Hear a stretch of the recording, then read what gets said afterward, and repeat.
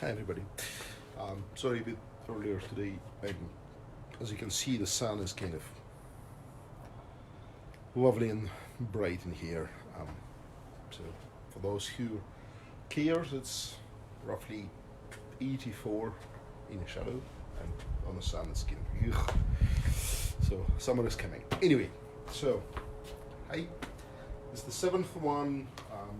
Still a little bit recovering, so I'm still limiting the stuff that I'm talking about and showing to the what could be done if you had, like I did, pinched nerve, pinched disc, problems with the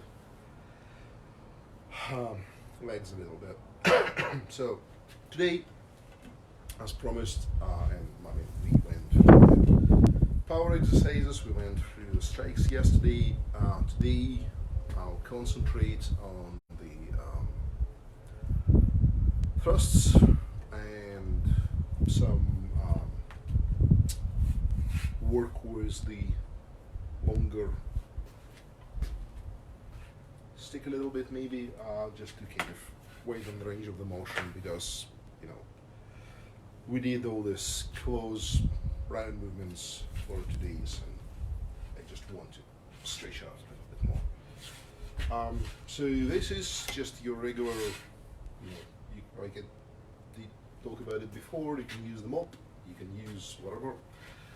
I mean, this is the stick that you can use to remove light bulbs. But anyway, so I typically try to get the height of this side. I mean, you can do the shorter ones, you can do the longer ones. It doesn't really matter. So I start by just practicing some rotations, just to kind of get the stretches out.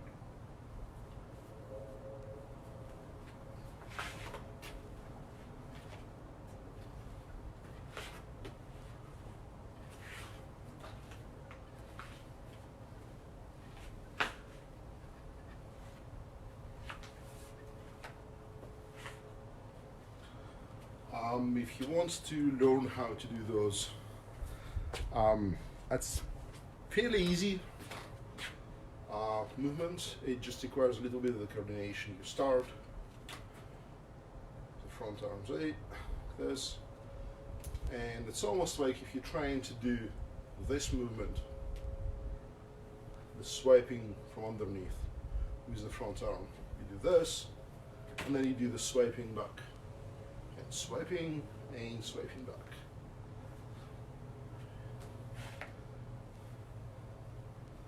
And it's just very good exercise to just keep yourself kind of out of the, to get yourself out of the stiffness of the day and stiffness of the sitting on the chair or behind the wheel of the car, whatever. These ones are the same as eights that we did with the sword. The difference, I mean, those who did the bands and stuff, knows those, right? If you don't, I recommend to kind of play around and figure out how to do them. As you can notice, I do them the middle of those, because of the height, is actually around my hand height rather than just being lower, because I can keep the ground, but you can move them a little bit. It also helps you to go through. If you're right-handed, if you're left-handed, you have your preferred side, but it always helps to try to train on the other side as well. I'm lucky enough to be ambidextrous, but I do certain things as a left-hander and some other things as a right-hander, and I have some damaging my nerves on the left hand, so I always try to do things with the both stances of hands, and it actually helps, because if you control those, you can do more funky stuff and just enjoy yourself a little bit.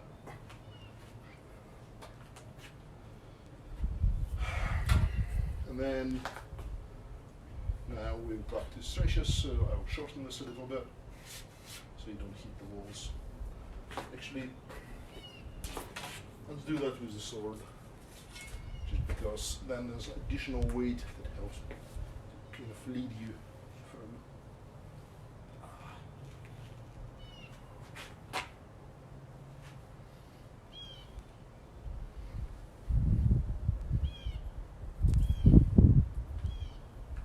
And it's also a good way to kind of remember some of the past things you've done, the day, right? And go through the horizontals a little bit. So, and then as you progressively warmed up and done things, so let's talk about thrusts a little bit. So your normal thrust with a sword, I don't know, I mean I can use that or I can use the, I don't know which one is better visible in the videos, so I'll just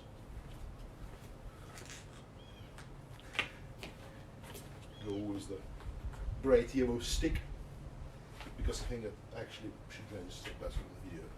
So your normal, you did your hits, strikes, cuts, uppercuts, right?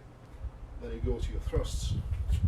The thrust starts typically in a couple of ways. You can thrust starting from your behind leg, right? Because that's where you kind of store the energy to go. And the thrust will be going, and then you run out of space. Alright, so the thrust will be going, so you have your stance, right? Go boom.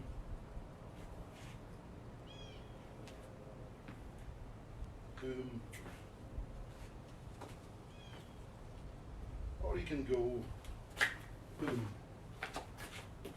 So it kind of depends which hand you have forward, which one back, right? So if you have it like this, then it makes sense to increase your distance. Well, not increase the shorten the distance faster. Sorry.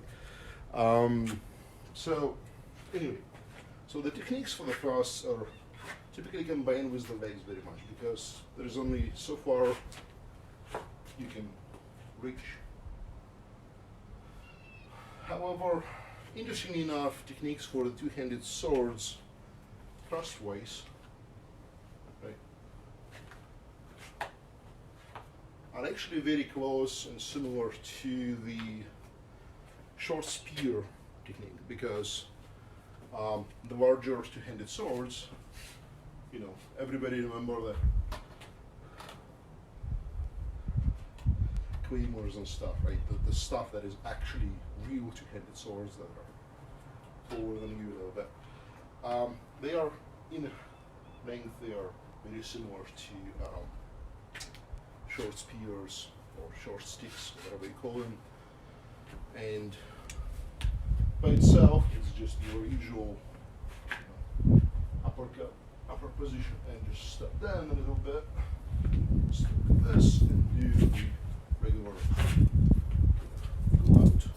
Remember when you're thrusting, thrusts, right? Your hands are never going all the way out here to avoid damaging the elbows and to avoid kind of, I mean, you can go all out if this is what it takes to do the final step. But generally trying to save yourself from the using hands entirely. There's that little bit of slack that you know you will have if you got in the practice of never shaking them out. Thrusts also, so generally they combine with either sides of the quick steps or with just general oomph. If you do this one, it's okay. And generally for the stage combat or for the movies and all this stuff, right? You can see a bunch of those. And they're great, except they're getting you super wide and super comfy, and it's actually very hard to go from here to anywhere because you became very wide spread. I mean, yes, you're still trying to avoid putting, that's actually a nice shadow. So you're trying to avoid to put your legs in the same way as you would be if you're just doing a regular sporty fencing, right? It's not the actual line, it's a little bit out. My leg is still killing me. The reason for that is because you don't fall this way. So, but like I said, my left one is still not right, so I'm probably not a very good example right now of this. Anyway, the thrusts are typically, so you start with the middle, go. So when you train them to avoid damage to your knees, to avoid to do too many of those, right, the super duper wide thrusts,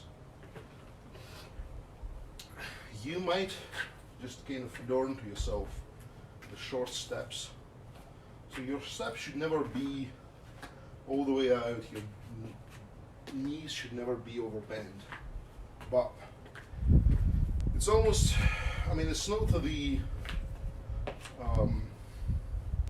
boxing stance, right, because you're not doing the actual dance, but it's more of the mobile stance where you just can walk and swish between the feet fast enough. And when you do thrusts, you just do them with the steps. And when I do those, I also tend to actually do the cuts like that as well. It's easier on your knees. You become kind of